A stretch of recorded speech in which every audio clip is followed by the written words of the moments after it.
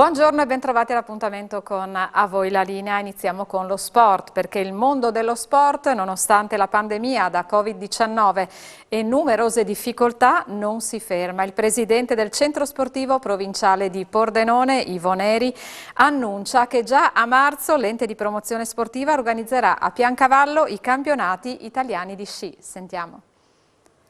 Presidente, ci siamo lasciati alle spalle il 2021, funestato ancora una volta dalla pandemia da Covid-19. Che anno è stato, ma soprattutto che anno vede per quanto riguarda il 2022? Sì, guarda, questo 2021, come dicevi, il Covid ci ha ancora limitato un po' per le nostre attività sportive, però guarda, noi siamo riusciti a mantenere un certo livello. Io penso che il 90% delle nostre attività le abbiamo svolte e così anche abbiamo fatto parecchi corsi di formazione, parecchie manifestazioni sportive e poi abbiamo dato anche alle nostre associazioni tutte quelle notizie necessarie che con i DPCM, con tutte queste nuove norme, venivano mano a mano emanate. Sì, noi pensavamo magari quest'estate di essere un po' usciti, però adesso vediamo che siamo ritornati, non dico come l'anno scorso, però insomma dobbiamo stare attenti. Presidente, la Libertas e il centro provinciale è una grande famiglia, tantissimi iscritti, tante associazioni affiliate. Come hanno vissuto l'anno della pandemia? Cioè il solo pensiero di non poter fare attività nelle palestre, nei centri sportivi, soprattutto anche dire ai ragazzi, ai giovani e anche le categorie più fragili di dover stare a casa, credo sia stata una botta al cuore, non soltanto a quella. Sì, guarda, questo è avvenuto ancora un po' l'anno scorso, però quest'anno con tutte le norme di sicurezza e con tutte le cose siamo riusciti insomma a fare tutti i corsi nelle palestre, nei campi. Ecco, e poi devo dire un'altra cosa, soprattutto quelle attività all'aperto, tipo l'atletica leggera per esempio, hanno avuto più iscritti perché magari quelle attività nelle palestre al chiuso le mamme magari hanno preferito mandare i loro figli all'aperto. Però diciamo abbiamo avuto circa quest'anno 9.000 iscritti, abbiamo mantenuto le nostre associazioni, un'ottantina circa, e alcune purtroppo hanno chiuso, quelle più piccole, però ne sono venute fuori altre e quindi un po' abbiamo pareggiato. Che anno sarà allora il 2022 con manifestazioni che sicuramente verranno riconfermate visto il successo ottenuto? Sì, guarda, per il 2022 riconfermiamo un po' tutte le manifestazioni, poi soprattutto quella diciamo che maggiormente ci ha dato visibilità ed è stata anche insomma una bellissima manifestazione, quella dell'11 dicembre al Teatro Verdi, e quindi la riproporremo. E poi il 25, 26, 27 marzo dovremo organizzare i campionati nazionali di sci e poi un trofeo interregionale e i campionati provinciali. Inoltre sul lago della Burina abbiamo diciamo in cantiere diverse manifestazioni, ecco che nel 2020 siccome è uno sport all'aperto abbiamo ottenuto diciamo delle grandi soddisfazioni. Ecco, sicuramente un anno tutto da costruire, sperando che questo Covid ci lasci un po' in pace. Questo è un po' il messaggio che lei come Presidente vuole lanciare e rilanciare a tutte le associazioni, agli affiliati, soprattutto ai grandi appassionati di sport. Sì, allora noi diciamo partiamo con la speranza, ma anche siamo convinti che andrà ancora un po' meglio del 2021. Infatti l'85% della popolazione ormai è vaccinata e speriamo in questo. Quindi i nostri progetti sono come magari il Covid c'è, però non ci fa più paura come ci aveva fatto nel 2020-2021. Cambiamo argomento: storie, immagini e testimonianze di un secolo di partenze verso i 5 continenti dai territori del Friuli Venezia Giulia, Istria, Fiume e Dalmazia. A Pordenone, nella sede della Società Operaia, inaugurata la mostra che racconta 100 anni di emigrazione. Presidente, la storia dell'immigrazione del Friuli Venezia Giulia raccontata qui a Pordenone, 100 anni, che cosa vuole raccontare e soprattutto perché? Qual è lo scopo di questa mostra?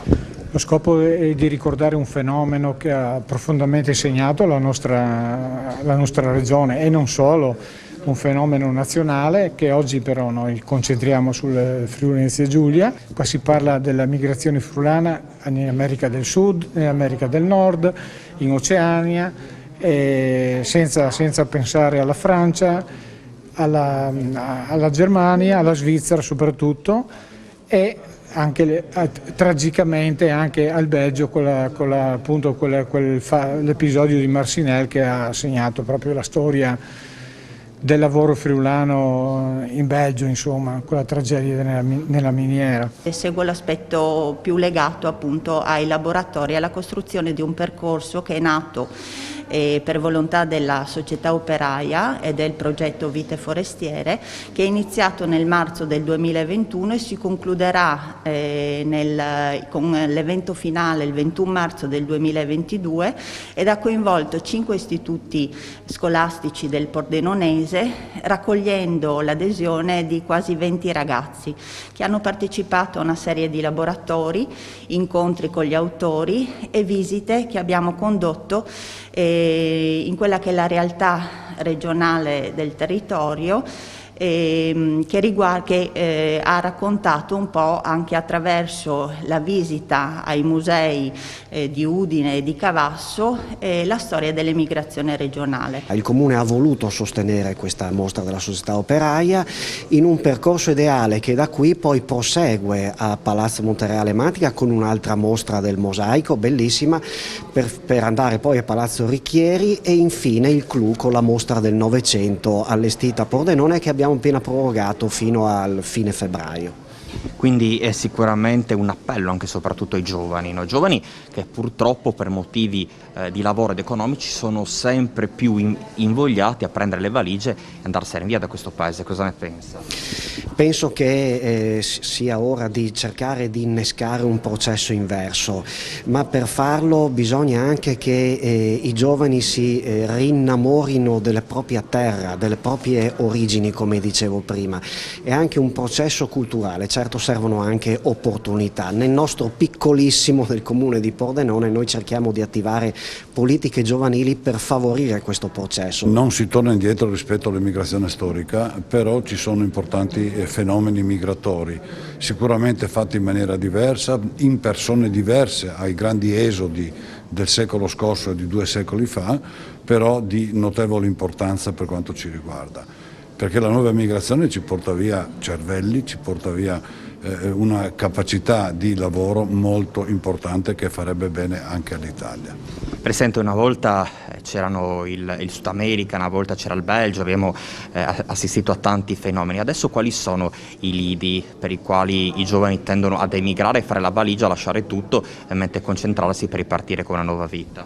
Ma direi in tutto il mondo meno l'America Latina, perché le opportunità che offre oggi il pianeta sono tantissime, ovviamente verso i paesi più ricchi, Europa, America del Nord e anche una importante emigrazione verso il Medio Oriente.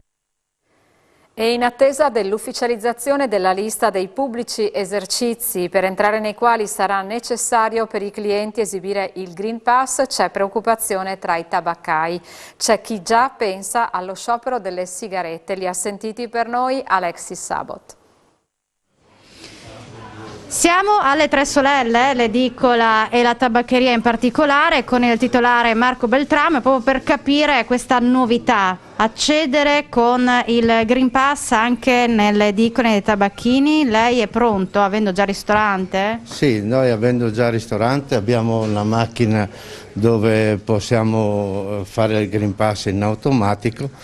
Mi sembra una cosa assurda, perché il fatto di andare a prendere le sigarette oppure venire a prendere un giornale, avere il Green Pass e queste cose qua, trovo come una cosa irreale, insomma, no?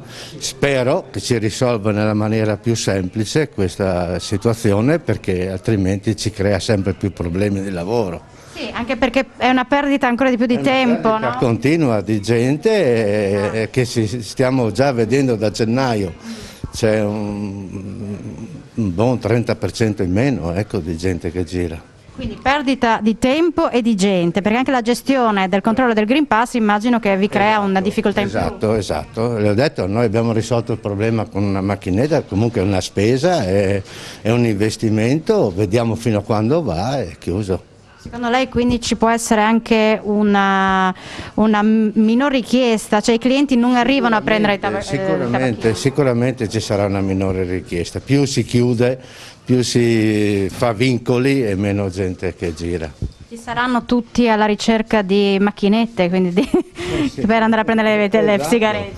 Esatto, penso anch'io che sugli esterni, chi ha le macchine esterne avrà un bel lavoro, insomma, la gente deve, non fa a meno di non fumare, no? Ci troviamo in un altro locale dove vendono sigarette con Jessica, che si ritroverà a gestire il Green Pass anche per chi appunto dovrà acquistare sigarette. Sei pronta? Che cosa ne pensi?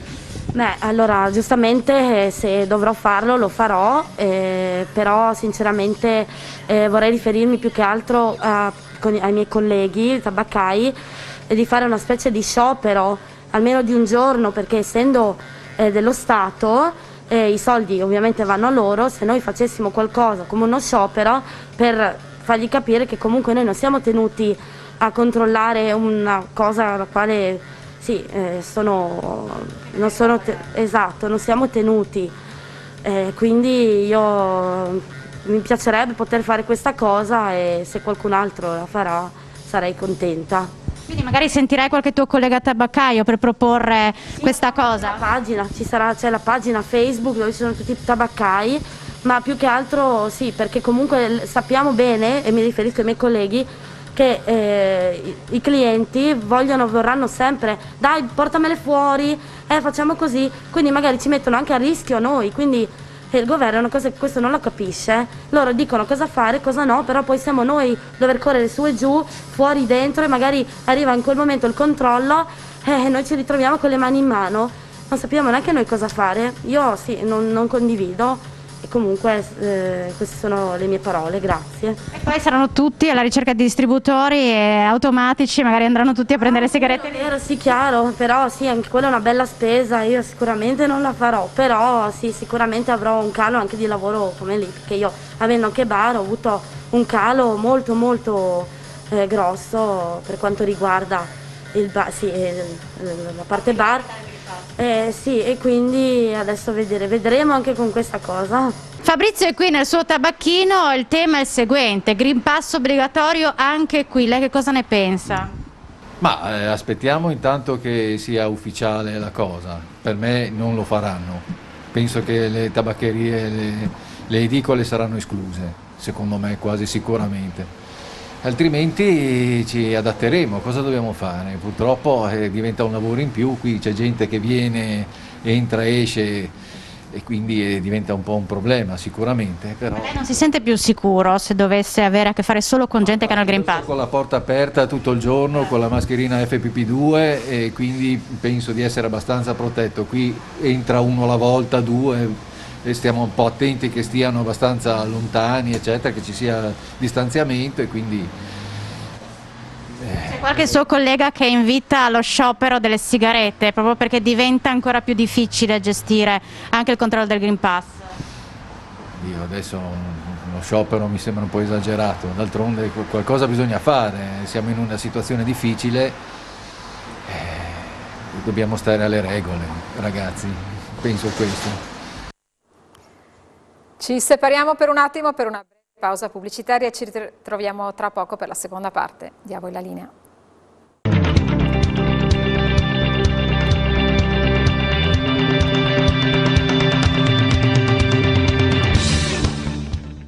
Rieccoci nuovamente assieme, andiamo subito a Palazzo d'Aronco dove c'è la nostra Isabella Gregoratto per la riunione della Giunta Comunale di Udine, ci aggiorna su tutto. A te la linea Isabella. Buongiorno Monica, buongiorno ai nostri amici telespettatori. In questo momento si sta svolgendo ancora la conferenza stampa appunto per illustrare i lavori della Giunta di oggi. Tra l'altro stavo sentendo proprio adesso che la Giunta ha deciso di dedicare una stanza all'interno dello stadio Friuli dedicata ad Alessandro Talotti. Ne sta parlando proprio in questo momento l'assessore allo sport Falcone. Intanto con me c'è il vice sindaco di Udine Loris Michelini per parlare come sempre di lavori pubblici, perché a Udine qui lavori non mancano.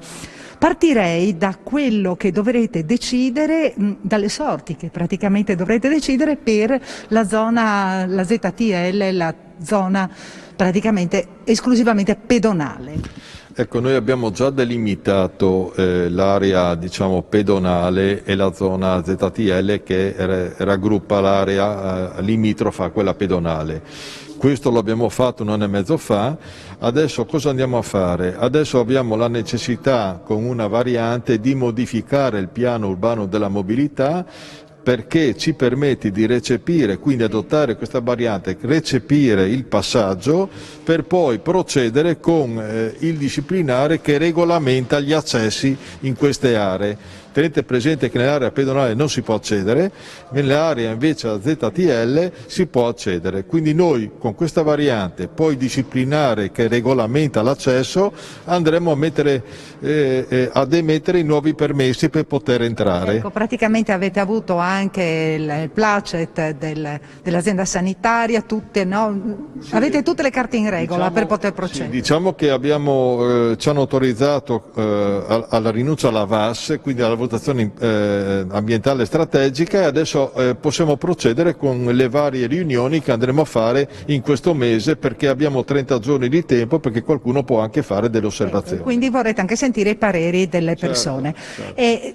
prima di chiudere il collegamento io direi di parlare anche dei 500.000 euro che vengono impiegati per asfaltare diverse strade. No, per dire la verità noi andiamo per i marciapiedi. Per dire la verità noi andiamo a fare con questa opera di 500.000 euro diversi marciapiedi, che non sono cosa da poco di questi tempi, perché vanno sommati ad altri 4 interventi che sono. Dice il sindaco, magari ci fanno segno, no, dobbiamo restituire la linea e la riprendiamo dopo, e così parliamo anche delle nuove sistemazioni di marciapiedi. A voi studio. Grazie Isabella, perché dalla partita per il Quirinale fino alle imminenti novità relative alle misure anti-Covid, passando per le minacce di morte ricevute, il presidente della regione Massimiliano Fedriga questa mattina a Monfalcone, dove si trovava per alcuni impegni istituzionali, ha affrontato con i giornalisti diverse questioni. Sentiamolo. La Lega ha detto è pronta a proporre un'alternativa convincente per molti, se non per tutti. Sì, ma non è un ultimatum, noi stiamo dialogando e lo scopo è tenere unito il centrodestra in questa partita e ovviamente cercare di allargare il più possibile il consenso. Io penso che il presidente Berlusconi sia una buona opportunità, penso d'altro canto che la politica debba interrogarsi per cercare di non trasformare un processo democratico importante come le elezioni del Presidente della Repubblica in uno scontro feroce che indebolirebbe il Paese. E sì, non faccio nomi ovviamente, aspetto la prossima settimana quando inizieranno le votazioni, penso che lo scenario sarà in evoluzione in questi giorni e vediamo insomma che risultati riusciamo ad ottenere, spero veloci. Sono convinto che la Presidenza della Camera stia lavorando per vedere possibili protocolli. Se si riesce a organizzare un voto in sicurezza, perché è chiaro un voto molto delicato quello del Presidente della Repubblica, che possa garantire anche a chi è positivo, chi è in quarantena di poter votare, è giusto che venga fatto. A proposito di situazione epidemiologica, il Friuli Venezia Giulia ha dunque superato tutti i parametri per il passaggio in zona Arancione, conferenza delle regioni si riunirà domani, si riconfronterà domani, la richiesta continua a essere del governo di eliminare questo sistema e non solo. Penso che di fatto oggi già la zona arancione non cambia nulla per i vaccinati rispetto alla zona gialla e rispetto alla zona bianca, quindi per i cittadini non cambierà nulla per la stragrande maggioranza, anzi quasi la totalità fortunatamente che ha partecipato alla campagna vaccinale. È chiaro che quindi ritengo superato il sistema della differenziazione di colori perché di fatto non comporta alcuna conseguenza, quindi noi dobbiamo cercare di razionalizzare, semplificare, mantenendo ovviamente la tutela della salute ma il più possibile le norme, e su questo stiamo lavorando anche a una sorta di testo unico delle norme Covid che possano perlomeno far capire con chiarezza ai cittadini. Io capisco che in un momento emergenziale il susseguirsi di decreti utili molte volte sia necessario, però adesso penso sia arrivato il momento di cercare di dare almeno un quadro chiaro. Stanno, se non sbaglio, adesso definendo le tipologie di negozi che si potrà accedere anche senza Green Pass, perché per la gran parte di negozi stiamo parlando non soltanto per i vaccinati ma anche chi fa tampone di potervi accedere. Però io faccio un auspicio, io mi auguro che da qui a pochi mesi si possa tornare a una normalità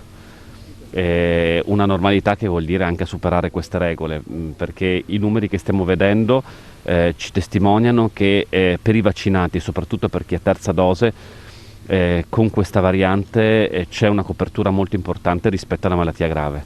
Noi in terapia intensiva oggi abbiamo circa il 90% di persone non vaccinate e teniamo conto che i non vaccinati in questa regione sono poco più che il 10%, quindi vuol dire che c'è un'occupazione altissima da parte di chi vaccinato non è. Per quello è importante partecipare alla campagna vaccinale che ci può portare a un ritorno alla normalità e ci può portare anche a trasformare la pandemia in endemia. Le minacce che ricevete? Ma come ho sempre detto, la cosa che mi preoccupa di meno è questa. Mi preoccupano le persone che ancora non si sono vaccinate, lo dico con chiarezza, perché ormai abbiamo dati incontrovertibili dell'efficacia del vaccino contro la malattia grave. Cioè io non so come l'incidenza su malattia grave per chi è vaccinato e no non ha paragoni, io non capisco ancora chi ha dei dubbi. Ultima cosa, governatore, ovviamente la situazione pandemica continua a mettere in seria difficoltà le aziende, avete fatto adesso anche uno sopralluogo alla Mangiarotti, come si presenta il suo futuro? No, ma devo dire che su questo ovviamente dopo ci sono determinati settori che possono essere, e non soltanto per la pandemia, più o meno in difficoltà. Però sono ottimista per il Friuli Venezia Giulia. Noi abbiamo visto nel 2020 l'unica regione nell'anno di piena pandemia e con le chiusure che non ha avuto una riduzione di posti di lavoro. Nel 2021 siamo tra le regioni che sono cresciute di più in Italia. Noi vogliamo proseguire su questo trend e stabilizzare questa crescita importante, per questo anche le scelte che abbiamo fatto nella legge di stabilità vanno in questa direzione, con importantissimi investimenti per attrarre anche realtà multinazionali che scelgano il Friuli Venezia Giulia e favoriscono la nascita di filieri. Torniamo a Udine, a Palazzo d'Aronco, per la riunione della Giunta Comunale che segue la nostra Isabella Gregorato. A te la linea di nuovo, Isabella. Grazie Monica, quindi stavamo parlando con il vice sindaco Michelini di interventi importanti per quanto riguarda marciapiedi in zone strategiche della città, un intervento di 500.000 euro, caratteristiche veloci praticamente per parlare di questo intervento che interessa diverse strade. Sì, molti sono in continuità, altri sono nuovi, vengono realizzati in diverse parti della città, in mattonelle dove è necessario, ma soprattutto in lastre di porfido dove c'è la continuazione col porfido. Quali sono le vie? Via Nodari, quindi zona sud, via Freschi e piazzale Merigi vicino all'ospedale, via Villa Glori che congiunge con viale Ledra, ovviamente una parte importante, molto trafficata, via Siracusa che congiunge una scuola con i centri abitati a Sant'Osvaldo, via Abbazia nella zona laterale di via Cividale, via Pordenone e soprattutto via Brigata Re, il tratto di via Adige che va da contorno dopo aver abbattuto i muri dell'ex casermo Zoppo. Bene, con noi c'è anche l'assessore Fabrizio Cigolot, perché oggi ha annunciato dei programmi per quanto riguarda la giornata della memoria. Sì, giornata della memoria, 27 gennaio, istituita con legge nazionale ancora nel 2000. Udine ha iniziato con la nostra amministrazione un paio d'anni fa a ricordare con queste pietre d'inciampo i propri deportati, ne abbiamo già messe giù diverse di pietre d'inciampo, continueremo quest'anno con 9 pietre d'inciampo che saranno dedicate a 9 poliziotti che sono stati deportati dalla questura che allora era nell'attuale conservatorio, quel via Treppo, all'inizio di via Treppo dove c'era il tribunale per tanti anni. Ecco, però la posa ufficiale non la faremo in questi giorni perché causa la pandemia la rinvieremo d'accordo con il signor Questore e il sindaco di qualche tempo, speriamo di poterla fare anche con la presenza di giovani che vogliamo coinvolgere, conservatori eccetera, però vogliamo celebrare questa data importante, presenteremo 2 libri la prossima settimana, 2 volumi in Sala Iace, ci sarà un progetto che riguarda le scuole, non so se lo realizzeremo nella giornata del 24 come previsto per queste situazioni, ma se no qualche giorno dopo, la deposizione della corona e il giorno 27 in via della Vittoria alle ore 11, una Santa Messa, tutti momenti che servono per ricordare questa tragica pagina della storia affinché non si ripeta più. Bene, ringraziamo anche l'assessore Fabrizio Cigolot, qui da Palazzo d'Aronco è tutto, restituisco la linea allo studio. Grazie Isabella, e anche per noi oggi è tutto, vi ringrazio per essere stati con noi e vi auguro un buon pomeriggio.